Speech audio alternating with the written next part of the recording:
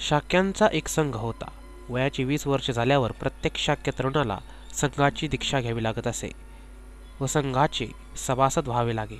सिद्धार्थ गौतमाचे 20 वर्ष पूर्ण झाल्यानंतर सिद्धार्थाने संघाची दीक्षा घेतली. सिद्धार्थाला शाक्य संघाचा सभासद करून घेतल्यानंतर 8 वर्ष लोटली. संघाचा तो एक निष्ठ व बाणेदार असा सभासद होता. संघाचा सभासद झाल्यापासून 8व्या वर्षी एक अशी दुर्घटना घडली की जी शुद्धोधनाच्या कुटुंबाच्या बाबतीत एक दुर्घटना व सिद्धार्थाच्या जीवनातील एक आणीबाणीची स्थिती ठरली. शाक्यांच्या राजाच्या सीमेला लागून कोलियांचे राज्य होते. रोहिणी नदीमुळे ही दोन्ही राज्ये विभागली गेली होती.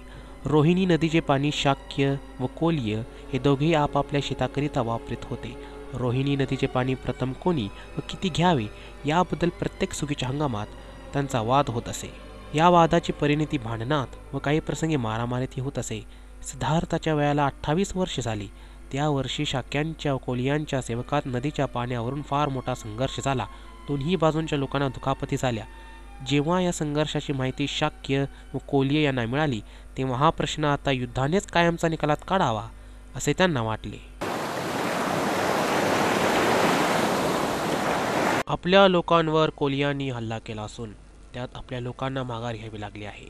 अशा प्रकारच्या आक्रमणाची कृत्ये यापूर्वी अनेक वेळा कोलियांकडून घडलेली आहेत. आम्ही ते आजपर्यंत सहन केले आहेत, पण यापुढे हे चालू देणे शक्य नाही. हे थांबलेच पाहिजे आणि हे थांबविण्याचा एकच मार्ग म्हणजे कोलियांच्या विरुद्ध युद्ध पुकारणे हाच होय. कोलियांच्या विरुद्ध संघाने युद्ध पुकारावा असे मी ठराव मांडतो. ज्यांचा विरोध असेल त्यांनी बोलावे. या ठरावाला माझा विरोध आहे. युद्धाने कोणताही प्रश्न सुटत नाही. युद्ध करून आपला हेतू सफल होणार नाही. त्यामुळे दुसऱ्या युद्धाचे बीजे रोवली जातील. जो दुसऱ्याची हत्या करतो त्याला त्याची हत्या करणारा दुसरा भेटतो.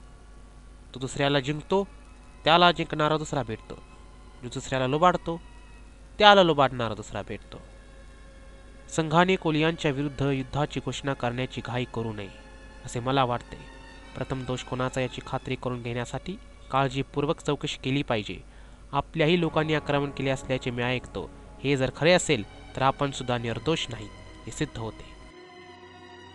होय, आपल्या लोकांनी अतिक्रमण केले, तथापि आपण विसरता कामा नये की प्रथम पाणी घेण्याची ती पाळी आपलीच होती.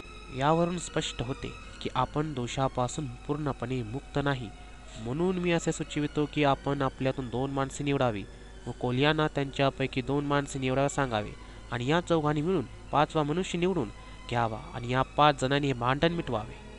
शेवटी शाक्य संघाने युद्धाचा मार्ग स्वीकारला, पण सिद्धार्थाने त्याला विरोध केला.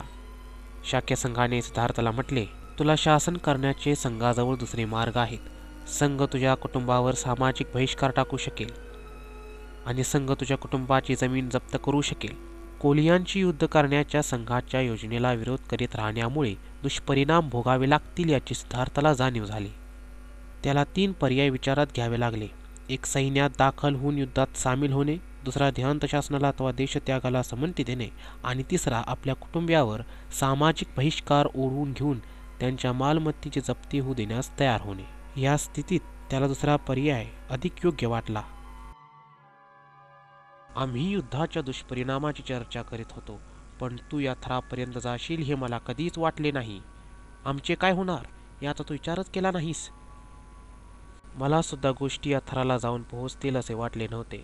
शांततेच्या समर्थनासाठी माझ्या युक्तिवादाने मी शाक्यांचे मने वळवू शकेन अशी मला आशा होती. दुर्दैवाने आपल्या सेनाधिकाऱ्याने आपल्या लोकांच्या भावना अशा काही चेतवल्या होत्या की माझ्या म्हणण्याचा त्यांच्यावर काही एक परिणाम झाला नाही. मी परिस्थितीला अधिक बिघडण्यापासून कसे सावरून धरले हे आपल्या लक्षात आले असेलच. सत्य आणि न्याय यापासून मी परावृत्त झालो नाही आणि सत्याचा आणि न्यायाचा मी पुरस्कार केल्यामुळे जे काही शिक्षा करण्यात येणार होती ती मी माझ्या स्वतःवरच ओढून घेण्यात यशस्वी झालो. यशोधराने सिद्धार्थाला म्हटले, आपला निर्णय हा योग्य निर्णय आहे. माझी आपणाला अनुमती आहे आणि पाठिंबाही आहे. ज्या अर्थी आपल्या जवळच्या प्रियजनांना सोडून आपण परिव्राजक होत आहात त्या अर्थी आपण एक असा नवीन जीवन मार्ग शोधून काढा की तो सकल मानवजातीला कल्याणकारी ठरेल. हीच एक केवळ माझी इच्छा आहे.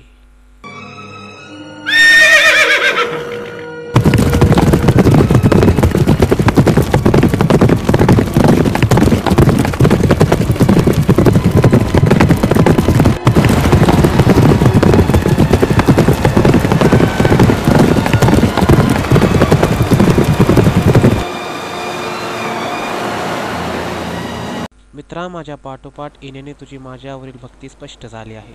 तुझ्या स्वामी भक्तीने तू माझे हृदय जिंकले आहेस. तुला कोणतेही बक्षीस देण्यास मी जरी असमर्थ असलो तरी माझ्या विषयाच्या तुझ्या उदात्त भावनांनी मला संतोष झाला आहे. आता हा घोडा घे आणि परत जा. महाराज जरी आपल्या प्रेमळ आत्मविश्वासामुळे अद्याप डळमळले नसले तरी ते आपले दुःख आतल्या आत गिळण्याची पराकाष्ठा करीत असतीलच. त्यांना सांग की मी त्यांना सोडून आलो तर स्वर्गप्राप्तीच्या तृष्णेमुळे किंवा त्यांच्यावरील प्रेमाच्या अभावामुळे अथवा काही रागामुळे नाही. घर सोडून मी अशा रीतीने निघून जात असलो तरीही माझ्याबद्दल शोक करण्याचा विचार त्यांनी करू नये. सहवास हा कितीही दीर्घकाळ टिकला तरी कालावधीने त्याचा शेवट हा होतो. स्वामी चिखलाने भरलेल्या नदीच्या पात्रात हत्ती जसा ऋतून बसावा तशी तू तुझ्या आप्तांना ज्या मानसिक वेदना देत आहेस ते पाहून माझ्या मनाची स्थिती होत आहे. तुझ्यासारखा निग्रह पाहून एखाद्याचे अंतःकरण लोखंडासारखे कठीण असले तरी कोणाच्या डोळ्यात अश्रू आल्याशिवाय राहणार नाहीत.